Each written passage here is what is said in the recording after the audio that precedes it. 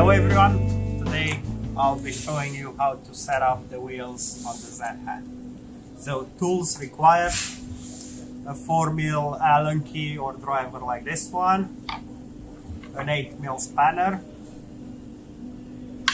a 3mm Allen key or driver, and our custom 13mm spanner. To start with, we want to loosen the motors on the Z-Head. So there is a 8mm nut at the bottom, 4mm driver, undo the screw in the front and back. Actually in the back there's no nut. Make sure it's loose. Same thing on this side and back, and make sure it's loose. So we're done with those tools. Make sure to remove the dash loop cover. That will make the head sit nicely like that, flat on the bench. And then we start the other two tools. And we just want to loosen all the wheels. This one, just make them loose. This one's already loose, so I'll leave it as it is.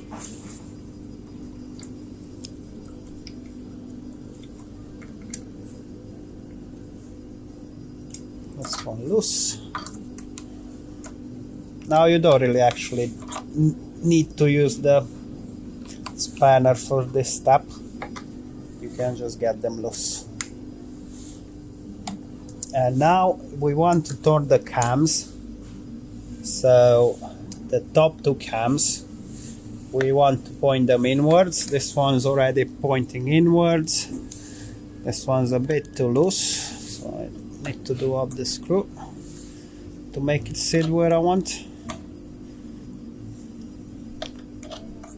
So the whole purpose of this is whenever we start setting the wheels, we only want a certain pair of wheels in engagement. We want to make sure none of the other wheels are touching anywhere or are binding.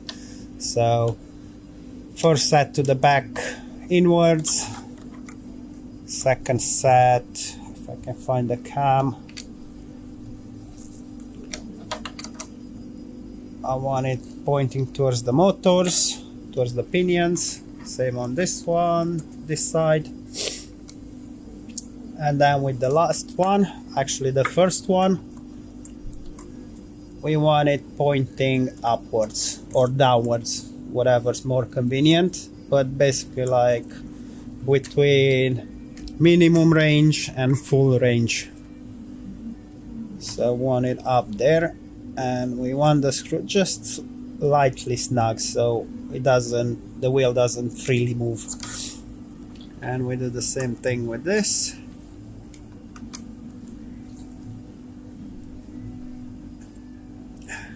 And now we grab the Z-Head and we try to load it in and see. Now as you can see, it does load, but it just feels too snug, like it requires quite a bit of force to put it in. So I might just remove a bit of preload. That means it has too much preload on this. We'll put it back down. We'll have a look at our cams. So that one's maybe just a bit towards the inside, and this one seems to be pretty much upwards, so I'll only remove the slightest amount of preload. So on this wheel setup, the first set of wheels towards the inside you remove preload. If you turn the cams towards the outside, you add preload. Then the next set, it's the reverse. So the next set towards the inside, you add preload. Towards the outside, you take preload. And then the last set is towards the outside, you add preload. Towards the inside, you remove preload. So I have set that one. I'll just get the wheels just a tiny more snug. Make sure they won't move. And we check again.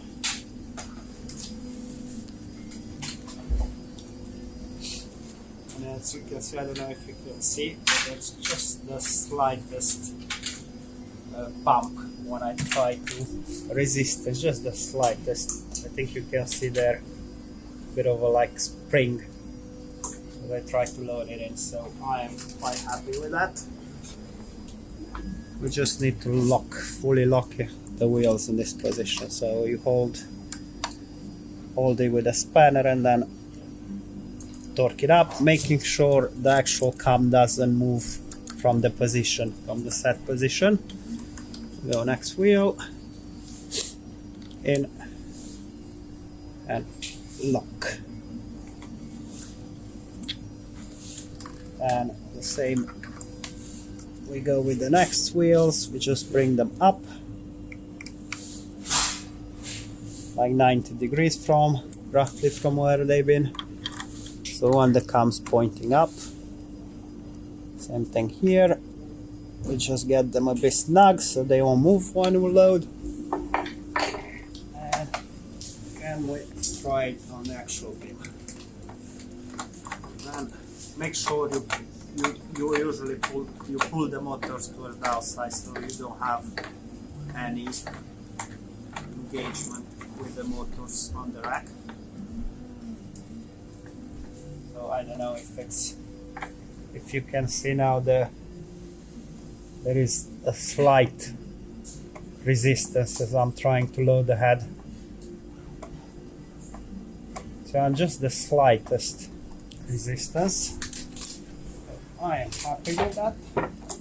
And now I shall lock the wheels in place, making sure the position doesn't change.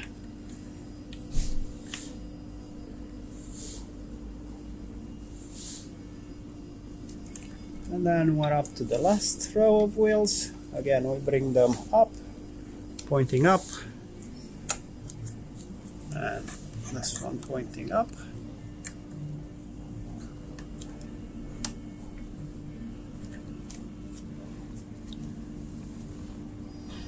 And a bit snug. Load it.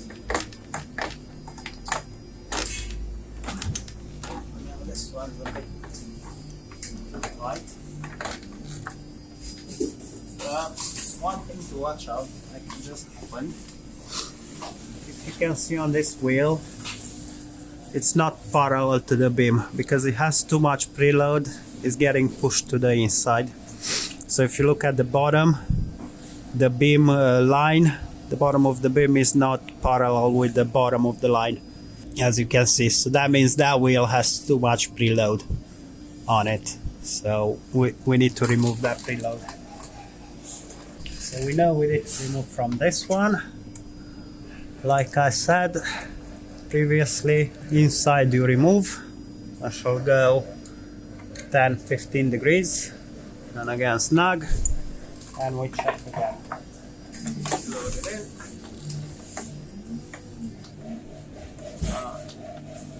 Check the wheels. Again, the slightest amount of resistance you want as the wheel comes in.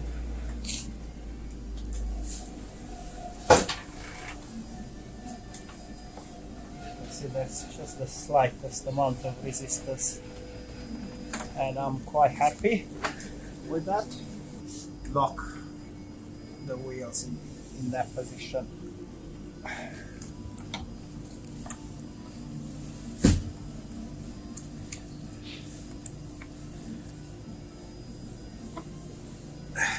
So now we've set all the wheels, we've locked them, we will place the head by the beam, just a final check. Yes, yes, and yes. So we should freely move on the upper beam. Shouldn't require that much force. As you can see, nice and smooth. Now at this point we can set the motors. With the motors, you want to bring the back screw down where it's all the way down, but the motor is still loose. like that. Same thing with this. So it's the screw is all the way down, but there's still movement. And what you want to do is push it against the rack, but really light push. Just want to make sure it's fully against the rack. 8mm spanner at the bottom. We do the front, and then we can fully torque the back. And this one's set, and we do the same thing on here. We lightly push against it, do the top, front one, back one, and then we check if it moves freely.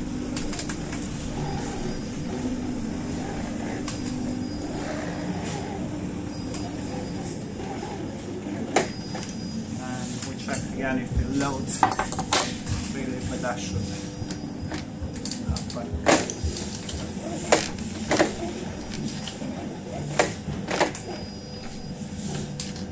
And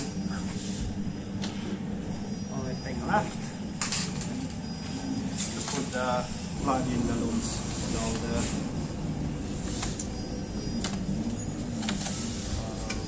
screws. That's all. This is how to set the flat pad wheels. Thank you.